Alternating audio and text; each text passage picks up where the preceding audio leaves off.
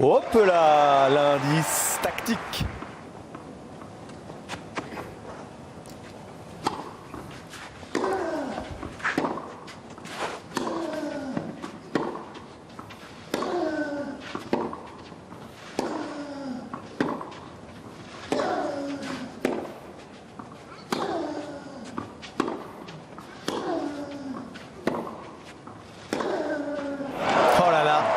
Pourtant, il ne fait pas un mauvais point, Dimitrov. Il essaye de tenir, il s'est arraché. Il y a eu un très bon revers long ligne notamment.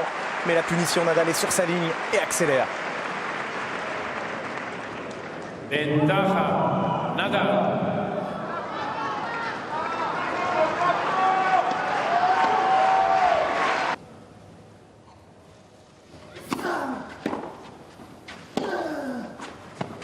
Ouais, il est violent.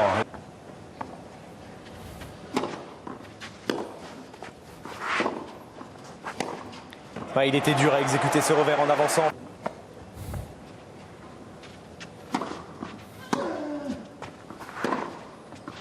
Oh, avec un copain, je sais pas. Serve isolé sur deuxième balle lors du premier point. Et puis plus rien derrière. Ah, il faut y aller là. Il ose pas. Oh, il ose pas, Dimitrov. Et en face, c'est Nadal. C'est aussi pour ça qu'il n'ose pas. Et quand il ose, eh ben, il n'aurait pas dû oser. Ouh, le passing nadalien, nadalesque, exceptionnel. Exceptionnel, hein. Exceptionnel ce passing en bout de course de Rafael Nadal.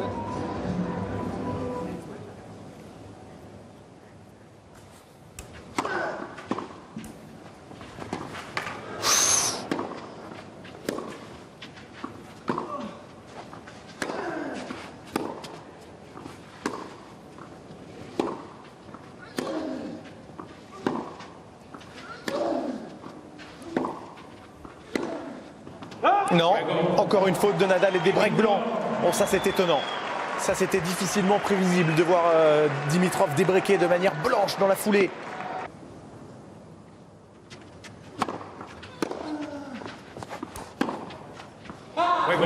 Ça va lui échapper. Et de nouveau, un break.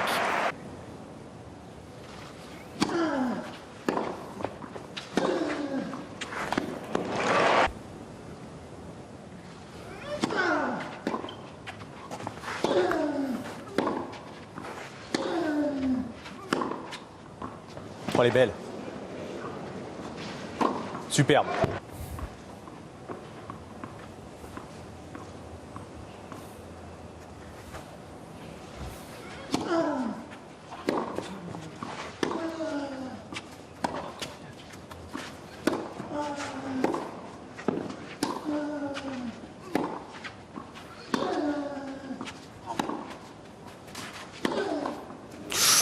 Ouh, la il s'en réussite. sort bien. Oui.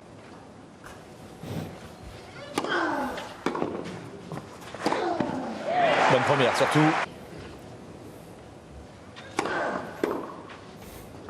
Oh, elle est bonne, Rafael Nadal. Bah oui, elle retourne dans le cours, celle-ci. Maintenant, quand il est à 15-3, 16-3, l'impression que c'est une catastrophe. Alors ça, c'est du haut niveau.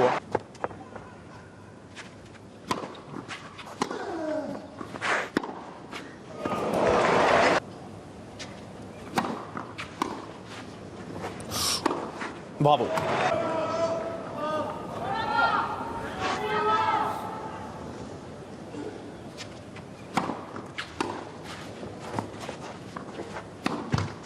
Le même service, 4-30-40, mais cette fois-ci, il craque. Premier set logiquement, très logiquement remporté par Rafael Nadal. Hormis un mauvais jeu de service où il a concédé le break, Rafael Nadal a été supérieur à son adversaire du jour. 44% de réussite seulement derrière sa première balle. Pour Grigor Dimitrov, un ratio beaucoup trop faible. Du coup, derrière, il force un peu dans l'échange et commet 20 fautes directes et 11 balles de break obtenues par Nadal. 3 convertis. Ça rejoint vos propos, c'est amplement mérité.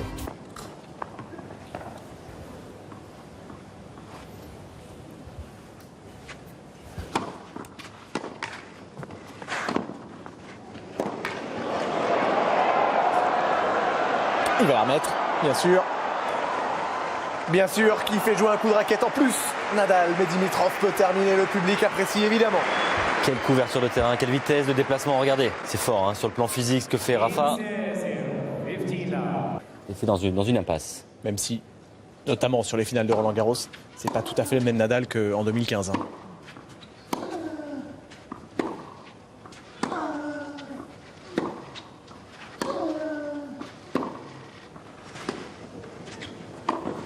Ouais, bien joué.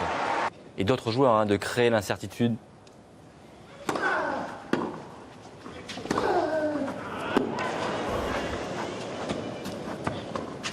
Oh!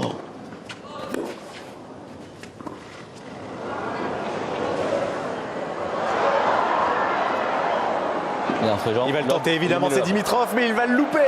Le twinner, hauteur d'une défense énorme à son tour, Dimitrov, notamment le premier lob. Évidemment, il est magnifique, mais le déplacement aussi, physiquement, est exceptionnel.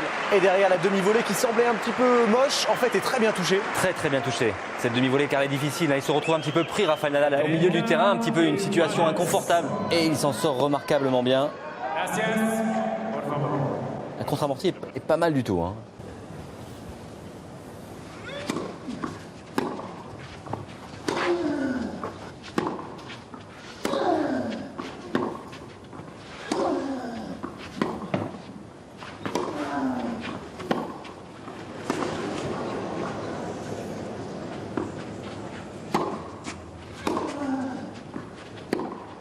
Ouais, c'est reparti. C'est reparti. Incroyable stat. Hein.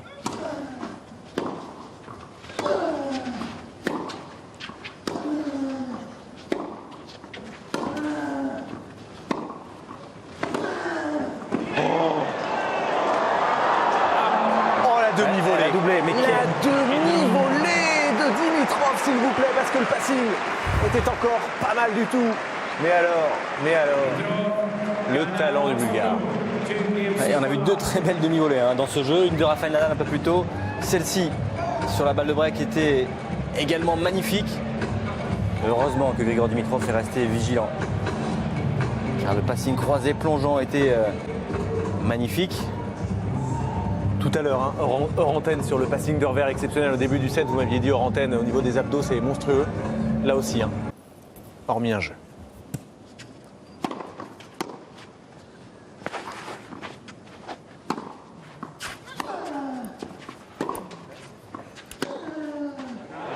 Oui, ça c'est bien.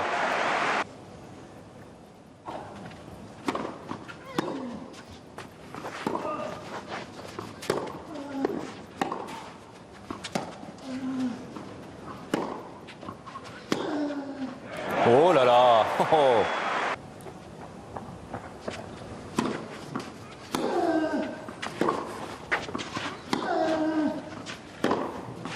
Oh là là. Oh la stat.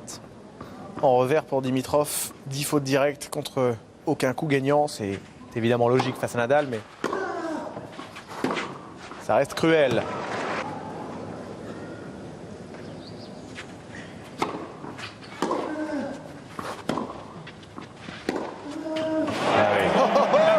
Il surgit.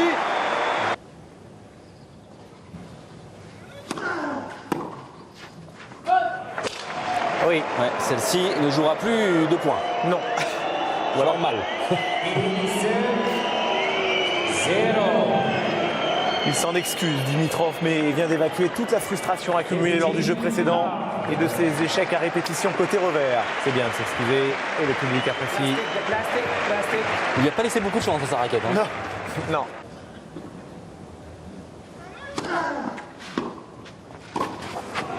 Ouais, c'est bien. Monter service volé à contre-temps.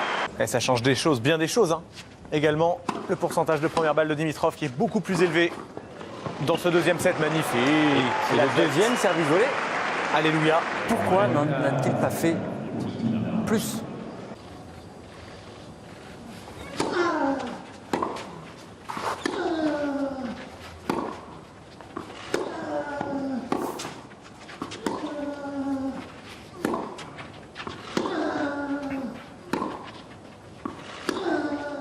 Oula, il va faire mal celui-là. Oh oui.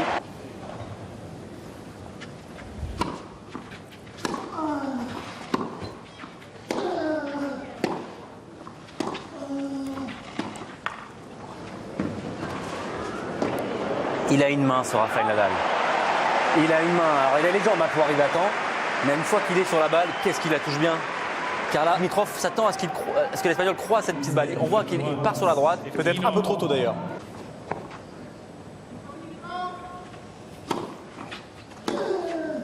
Oh là là. Ça faisait longtemps qu'il n'avait pas sorti un retour gagnant comme ça.